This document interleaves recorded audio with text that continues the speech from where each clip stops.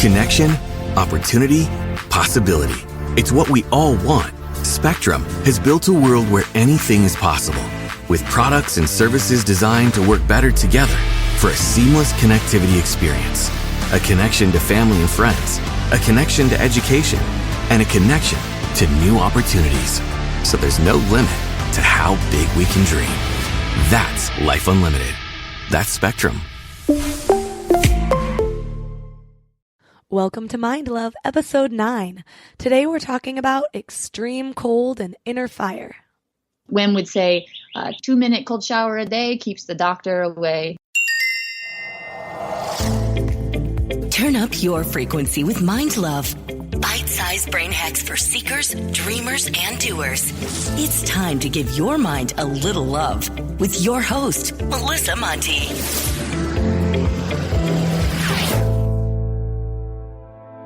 Hi, friends. Last week we talked about replacing bad habits with powerful rituals and routines, and I shared a little bit about my morning routine with you guys. But I left one part out. In the last couple months, I've added cold showers to my morning routine. I'm not yet hardcore enough to take a cold shower for the entire shower, but towards the end, I turn the water as cold as it can go, and I start counting, with the goal being 30 seconds. Until I reward myself with a hot blast at the end. My husband, on the other hand, has been taking cold showers pretty religiously since 2015. We sort of have an ongoing joke about it because I'll hear him in the bathroom, and I know exactly when he turns that cold water on, because you can usually hear his breathing start to quicken, like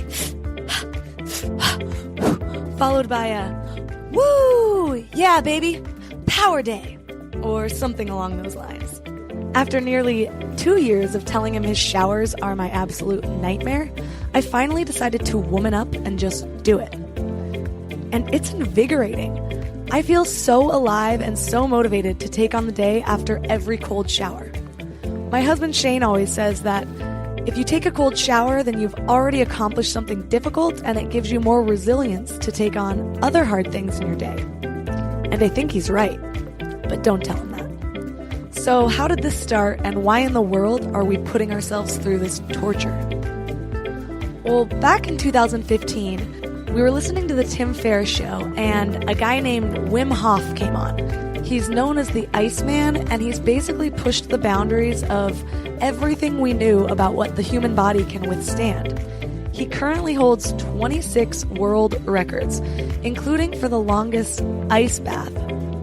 He's climbed both Mount Everest and Mount Kilimanjaro wearing nothing but shorts and shoes. And he broke the ice endurance record by standing fully immersed in ice for an hour and 52 minutes. I, however, put my feet in the Pacific Ocean on a warm day, and they're throbbing within seconds. If that didn't already knock your socks off, here's a couple of his other party tricks he's thrown out there. He ran a full marathon in a desert without any water, and he can run at altitude without suffering from any altitude sickness. So unless he's just some masochist, what's the point? Why put yourself through such torture? Wim Hof's goal is to show people that you can voluntarily influence the autonomic nervous system. So think heart rate, blood pressure, and even metabolism, which is something that we've always believed to be impossible. To add another pretty epic told you so to his logbook, in 2011 he was injected with toxins, under doctor supervision of course, to show that he could control his immune response. And he was able to raise his cortisol levels and lower blood concentrations using just meditation and prep techniques. About a month ago, I found out that Wim Hof was actually in town holding a workshop where he will teach you about his method, breathing technique, cold exposure, and mindset. And in a grand finale, everyone gets to challenge themselves by immersing in an ice bath under the supervision of Wim Hof and his team. I had just missed it, but somebody I knew went and he ended up giving me the deets. But I was curious to know what the ratio was of men to women, and unsurprisingly realized that a very small percentage of the people that attended were women. As cool as I thought it would be to have Wim Hof himself on my podcast, I became even more interested in the female side of it all and how they react to the workshops. After perusing Wim Hof's website for a while, I found one female instructor that seemed to dominate the workshop section of the website. I reached out with my fingers crossed, and I'm so lucky that she said yes because she has an amazing story.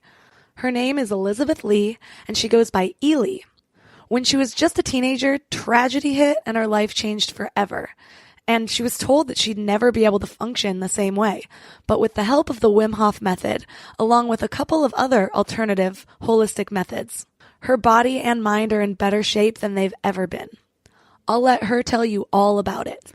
So today, 3 key things we will learn are how to find empowerment through an ice bath, how exposure to extreme cold could keep us healthier, and safe ways to get all the benefits of ice baths at home without the hassle of an actual ice bath, because that shit's expensive. So let me welcome Wim Hof instructor, survivor, inspirer, and all-around badass, Elee. Elee, before we get into your amazing story, can you explain a little bit about what the Wim Hof Method is? Sure. Yeah, the Wim Hof Method, it's comprised of 3 parts. We work a lot with the breath, the cold, and the mind. And so neither of those 3 individually are new practices. But what Wim Hof has done is that he has brought those 3 together, those 3 pillars that create a really strong support in providing wellness for the individual practitioner. How did you discover Wim Hof, and have you always been interested in these sort of extreme type activities? So when I was 17, I was involved in a car accident where I broke about 15 to 20 bones, if you count the little ones, and collapsed a lung.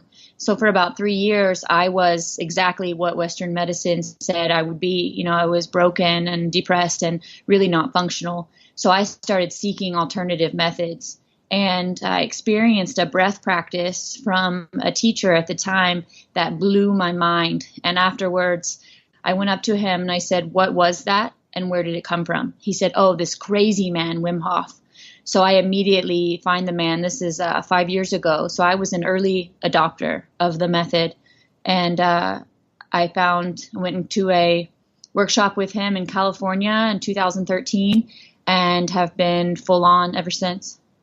Before we go deep today, I want to give you a little gift, and I want to give it to you every single day.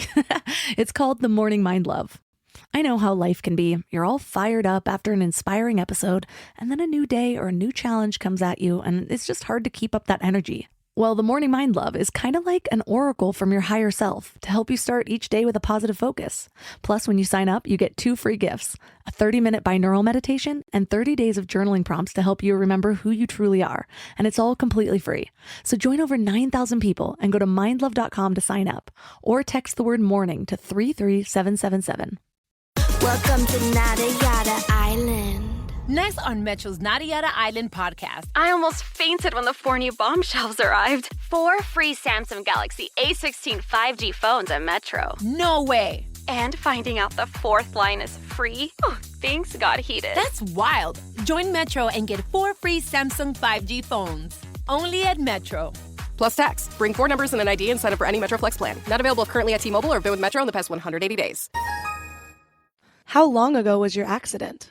Gosh, 13. It'll be 14 years in May. When you got into your accident, what was your life like at that time? And how did it change your visions of the future? Oh, let's see. Yeah, that's a heavy one. So I was 16 years old. The accident happened the day I turned 17. It was on my 17th birthday. And I was a little 16-year-old girl who was struggling to... Gosh, what even was I struggling with? I was struggling with probably feeling so much, not knowing what to do with it, as well as feeling lost and maybe not so accepted in the world, and also curious and like I was, indestructible. So like many 16-year-olds, I was actively exploring any type of drug I could get my hands on. And I was, at that time, very much, I would say, asleep and scared and didn't know.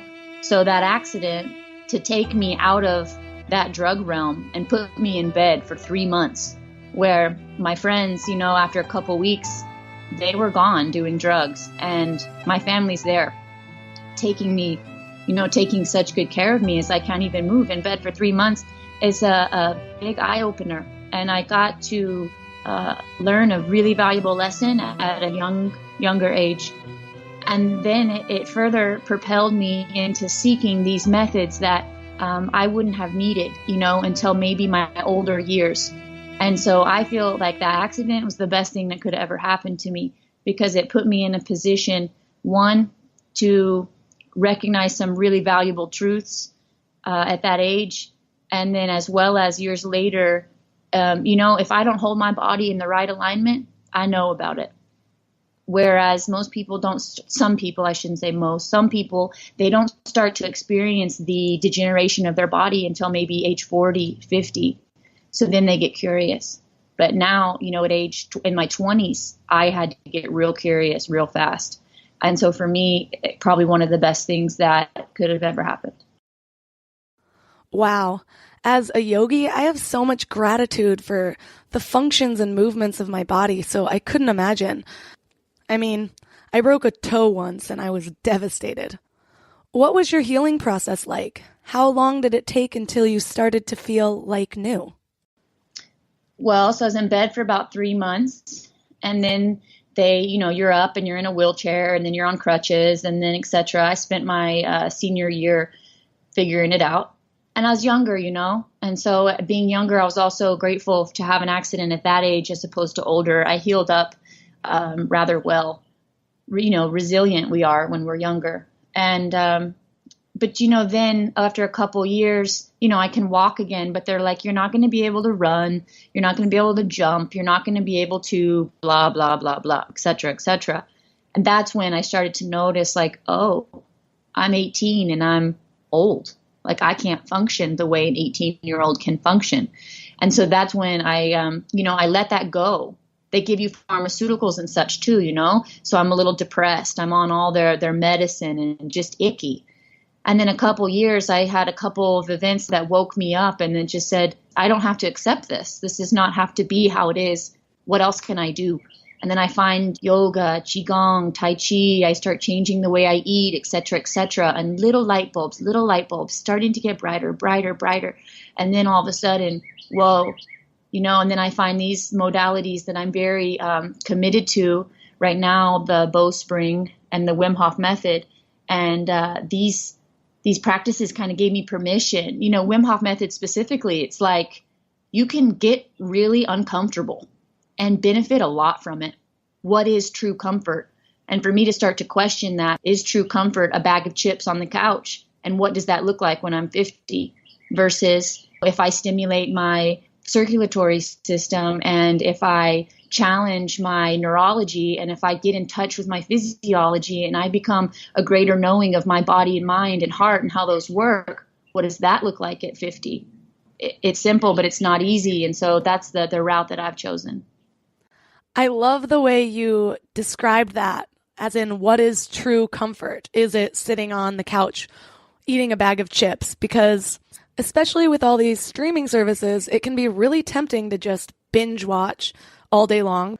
And yes, we all deserve a break from time to time, but especially with the growth of all these streaming services, I hear more and more people boasting about their binge watching habits like it's a badge of pride or something, the whole Netflix and chill phenomenon. But like you're saying, every now and then, I think that's totally doable. Binge watching some Netflix with your family, etc., after you just worked your ass off for a month or two, that balances and becomes nurturing and sweet. But you're right, it becomes addictive. And especially the younger ages, these, now, they get used to that screen and it's a challenge to just have the balance. You mentioned something called the bowspring method. I haven't heard of that. What is it exactly? It's a postural alignment system, similar to a yoga, but very different, the alignment. And what the curators of this method are saying is that perhaps we could look at our body differently. And so the normal anatomical view is that our body is held up by the bones, and that we should stack it. We should straighten it like a building. And what bowspring is saying is that perhaps we are actually made up more of liquid and light, and that our body is not being held up by the bones, but it's being held up by the fascia, by the connective tissue. And that if we can look at the body from a different perspective, we can align it such that into our old age, we no longer have, knee replacement, hip replacement, and have all these joint issues, etc. We can actually align in a way that we have a greater functionality, more dynamic. And so the bowspring really accentuates curves. The body gets to be very curvy. We have focused a lot on the back body. We allow the back body to have equal amount of attention as the front. And we focus on using the whole body as a unit, as opposed to muscle by muscle, piece to piece. We look at the whole thing as one functioning system. And so the curves, we get very bouncy. It's extremely rooted and really light and freeing. It's helpful if you see a photo. I'll have to show you a photo. I'm definitely going to have to check that out. It's rare for me to come across a method like that I haven't already heard of. For all my listeners out there, I found a really great video explaining the bowspring method. So head to the show notes at mindlove.com/009 for the video. It sounds like bowspring had the biggest impact on your physical healing. Is that right? That alignment in my body. So I had, 15 to 20 physical breaks and shatters and such. So the Wim Hof Method, they don't expand a lot upon the physical posturing. They do sprinkle it, but the focus is more on the cold and the breath, which there's plenty there. But those mixed along with the postural alignment to me became like full circuit. And when I have that complete practice, like the body, the mind, and the heart, and I can bring all those together, I have more functionality now in my body than I did before my accident. I have a better ability to look at my emotions and to allow them to surface and to work with them, to feel them. Wim Hof often says, feeling is understanding. That was one of the things he said to me at first that caught my attention, that this ability to feel that I had been running away from was actually one of my bigger strengths. It sounds like these methods had as big of an impact on your mindset as it did on your physical body. Compared to before the accident, what's the biggest mental difference that you feel now? Now I'm more awake, and I also have that trauma as a stimulus to continue on forward. And as I get more functional and feel better, then I get more excited and I do more practice. I'm motivated. I'm inspired. I feel it working in myself. I see it working for others. And as I watch that, I don't need science to tell me what's functional. I get to feel it and see it every day. A big focus of the Wim Hof method is extreme cold exposure, as in submerging yourself in a tub of ice. I get cold below like 69 degrees. Just taking a cold shower was a huge mental hurdle for me. Can you remember what your very first ice bath was like? I can. It was at that workshop in California, 2013. And my thought, it was a 2-day workshop. So we did an ice bath the first day and the second day. And my thought on the first day was, I'll just poker face it. I'll just get in and out. It doesn't matter how bad it hurts. I've already been in pain. That's not a problem. And I'll just get in and out and I'll be done. And so I got humbled, and I got taught that day that I was extremely terrified of the cold, and that my physiology was not in a place that I was able to do those things that I thought I could just push through it. And I had a lot to learn that day. So that night I was terrified of the next day, and my ego and me not being able to perform this simple task that everyone else around me makes look so easy, et cetera, et cetera. And for about the past 5 years, I've been on that journey of rebuilding my relationship with this element of the cold. What's it like for you now? So I have been, I'm a native Texan, And right now I'm local to Denver, Colorado. And one of the reasons, I have several, but one of the reasons or benefits that I moved to Colorado was so that I could have a cold shower effectively every day to train with and to practice. The cold showers in Texas, especially in the summer, I mean, they're 70, 80 degrees. But 5 years ago, that 70 to 80 degree shower was very challenging for me. And I was scared of even a Texas cold shower. And now over 5 years, I can take a Denver cold shower without the hot factor, taking a hot one, first and changing it to cold. I can take just a straight Denver cold shower, which is, 40 degrees or so, especially right now in the colder months. And I can do that without a ton of fear. So that was a huge transition for me. I've taken a cold shower in the mountains before, and it stings like 1,000 tiny knives all over my body. I think of myself when I'm snowboarding and realize at the top of the mountain that I have one too few layers on. And then I think of Wim Hof, who created this method willingly, actually climbing Mount Everest and Mount Kilimanjaro with hardly any external protection at all. He has to be an interesting guy. And you met him in your training. What's he like in real life? So I was an early adopter of the method, so I didn't actually go through the program the way that a lot of the U.S. instructors have. I was already assisting them at that time. And so he's a teacher and friend of mine and has been for about 5 years. So I've hosted him in workshop a couple times in Austin. I've got to do, the Poland adventure, the Spain adventure, and I've got to travel and help a little bit with some of their U.S. workshops and such. And he's a beautiful man. He's like a big ball of light inside a room that is just inspiring everyone to recognize how great they are and to move forward with, whatever their superness is. I would love to meet him one day and just pick his brain and get inside his mind. What does the Wim Hof Method teach about mindset? I always say that when we come together and practice in a group, we have the group energy as a huge support that we don't have when we individually practice. So mindset gets altered in that big group. We have an extra emphasis, an extra support with the group. And then as far as individually training or even in the group, we use the cold and we use the breath as tools to help the mind have a stimulus and to have a field in which it can condition and train and become better able to focus, better able to flow, and how that focus and that flow, how they go in and out and back and forth. So mindset is a daily practice. It's a lifestyle, and it's something that is awareness can bring more light to, and then over time it continues to awaken and become sharper and become more efficient. So was the Wim Hof Method the first time you really delved into mindset type training? No, I was already involved in a lot of Eastern arts, and I was doing, of course, my own yoga practice. I studied Qigong and Tai Chi, as well as a Russian martial art called Sistema. And the Russian martial art has, a ton of emphasis on breathing and on cold exposure, as well as the martial aspect.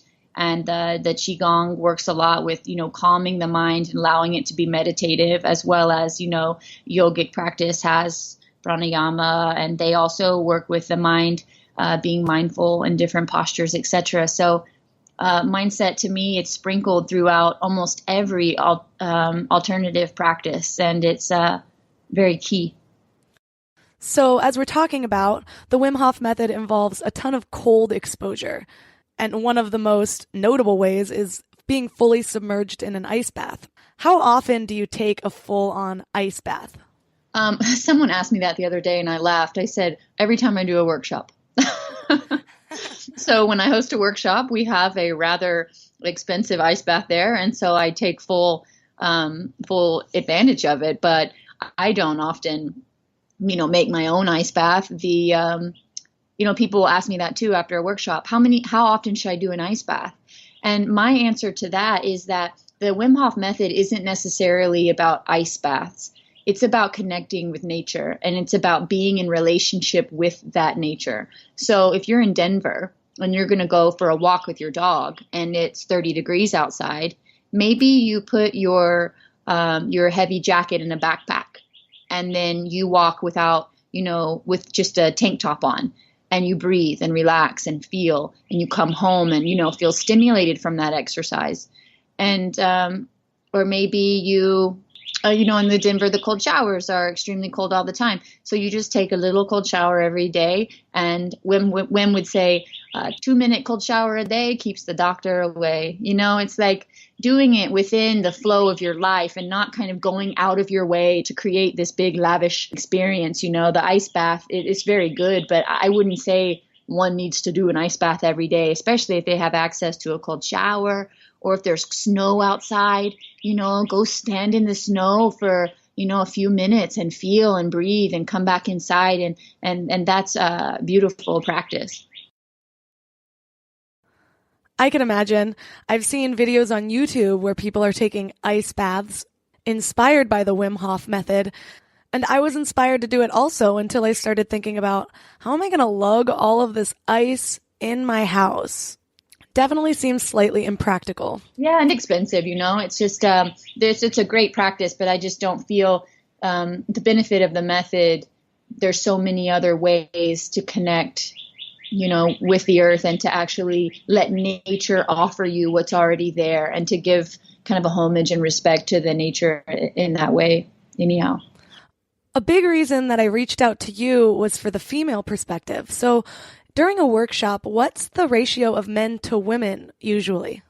There's always more men, substantially. So it's usually, I would say, if there's 20 men, there's going to be about 3 women. How do the women usually respond? I know you mentioned you had a really hard time going into the ice bath for the first time. Is that pretty typical for women? My experience from facilitating workshop actually is that women are a lot more capable with the ice bath, actually. They just don't know it. Hell yeah, ladies. My body, I think, I've spoken with Wim about this as well, and he's confirmed that from my accident, I have certain traumas and certain physiological things that are sensitive and repairing, and that the ice is a tool for me in that way. It's a little bit more challenging for me than, say, someone who, hasn't been really busted, or who hasn't had certain traumas, etc. We're all different and have different physiologies. I just mean to say that I had kind of an added element to work with. That makes perfect sense. I forgot that scars can actually really hurt in the cold. This is probably a little TMI, but we're in the trust tree here. And I got a boob job when I was younger. Not necessarily something I'd do again today because I'm trying to go more natural with everything, but it happened. They went in through the nipple, which on one hand is awesome because you can't see a scar at all, but on the other hand, in cold weather, my nipples will be throbbing. It took me about 3 years to understand what was even going on, until a friend of mine was attacked by a dog and suffered a lot of scarring on her legs, and afterward, every winter, she would just talk about this pain from the cold weather and the scarring. But anyways, back to Elee. But oftentimes what I'll see is a boyfriend comes to the workshop and has his girlfriend and she'll say, "Oh, he made me come." Most women would be elated to be able to say that about their boyfriends. Just kidding. And I'll say, "Oh, okay, well, you're of course not, you don't have to do any of this. You can just be in the space and experience. And at any point, if you want to chime in, you're more than welcome." She's like, "Okay." And then at the end of the workshop, she's like full on in the ice bath, neck down, just looking like a little zenned out goddess, and then she gets out with bright eyes and it's like, yeah. And you can just see so empowered, and that she kind of opened up a spot of herself that she wasn't giving permission to. And then the boyfriends are always kind of, wide-eyed and excited about that. Yeah, they would be, wouldn't they? Have these methods, both Wim Hof and Bowspring, translated into other lifestyle changes for you as well? People often say, like, how many cold showers do you do? How many ice baths do you do? How often do you do your breathing practice, et cetera, et cetera? I recently, because of these two practices, because of the workshops being so sought out, I find my time becoming less and less and less. And what I recognize is the best for me is that these two practices don't become a scheduled out part of my day. So it's not like, oh, I'm going to go do an hour of breathing, and then I'm going to do an hour of this practice, and then I'm going to go do an ice bath. Especially the bowspring or the breathing, those two things I can take into my day to day. So if I'm brushing my teeth, if I'm doing the dishes, if I'm sitting in my car, if I'm at the desk, I can posture myself in such a way that is ideal. And I can work with my breathing and have it be slow and relaxed, when I'm working. Or when I go to run my dog, I can breathe in a way that works with that experience. If it's in Denver and there's snow outside, when I run my dog, Scott Carney, author of What Doesn't Kill Us, he has a little hashtag, one less layer. I can dress down a little bit and really get out into the nature and feel it, and I can connect. So I like to take the practices into my day-to-day at any time, bringing awareness in, ideally, every waking moment. That beautifully leads to my next question, actually. What book or books have you read that have made the biggest impact on your life? I have two. Scott Carney's What Doesn't Kill Us, as far as the Wim Hof Method goes, is extremely informational. He does a real good job of talking about the science. He's such a good guy. So he is an investigative journalist who's going in to debunk gurus for being fakes and frauds. And so he finds Wim Hof and he's like, oh, this is the guy. I'm gonna debunk him. And within 2 days, I think, of practicing the method in Poland, he's actually very much on board. And he's been a practitioner for, I think, 6 or 7 years now. So the book is really sweet in that. And again, he goes really well into the science, which I know is such a hot topic for most people right now. So What Doesn't Kill Us by Scott Carney. And he's local to Denver, Scott is. So oftentimes he comes out and does some open to the public lectures at my workshops and such. So it's such a treat to have him. And another book I would recommend from my personal practice is I mentioned a Russian martial art that I practice called Sistema. And my teacher in Austin, Texas, his name is Gene Smithson. He just recently released a book called Shot, S-H-O-T, Shot. And it's his personal story of healing. And he was shot in an accident 5 times. And he uses a lot of breathing and cold exposure and different really nature type practices to heal himself. And then he offers that experience out.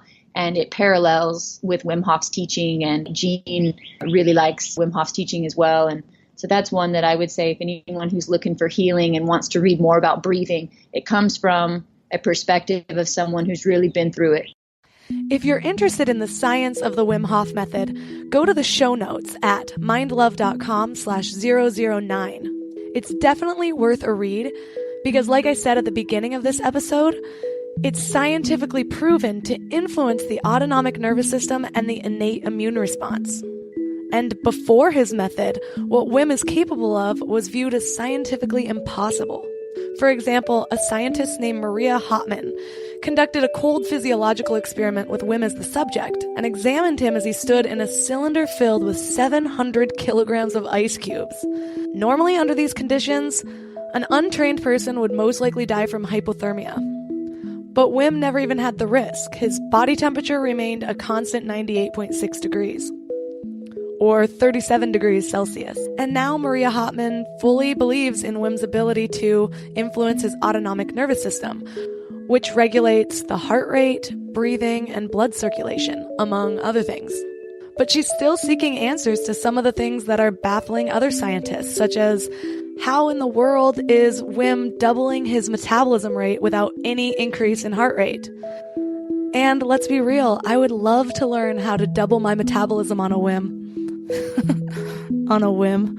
That was totally unintentional, actually. But this does not mean that you should start trying to replicate Wim Hof's method on your own. There are some big safety disclaimers with the method, mostly because there is a chance of fainting or losing consciousness while doing any breathing technique. We never do the breath work while we're around water, while we're riding a bike, driving a car, anything that you would need full consciousness for, it's not a time to do this very powerful breathing. So we make sure that we're lying down in a safe place and we take it easy and don't ever force the method. So I just want to say to listeners that it's very important to be very informed of the method and to practice with someone who has a really good understanding of it before they go full in and make assumptions about it, because it's like we're working with nature, Mother Nature. And if we offer her a respect and we come forward knowing that she knows more than we do and that she is far more powerful, then we're safe. But if we go in and, for example, do this very powerful breathing around water, you can slip for 1 second, you could die. And so it's important that people become very aware of the method before they go practicing fully, and practice with an instructor and with a group and just be super safe. I like to put a hashtag, please breathe responsibly. Thank you for that advice. It's literally life or death advice, so listeners, just follow it. And Elee, what would you say is the greatest piece of advice that you've ever been given? Honestly, I don't know about advice, but speaking of Wim Hof Method, and even if we weren't talking about that, what would come to mind first is at that first workshop I took with him, and he addressed the group, and it felt like he was looking and speaking straight to my heart, or straight to my ribs. I feel like I got hit with like a wrecking ball in my chest when it's like he looked directly at me and said, feeling is understanding. And that to me has probably been one of the more profound understandings that I have taken into my life as far as giving myself permission to explore myself. For listeners who want to know more about you, Elee, where should they go?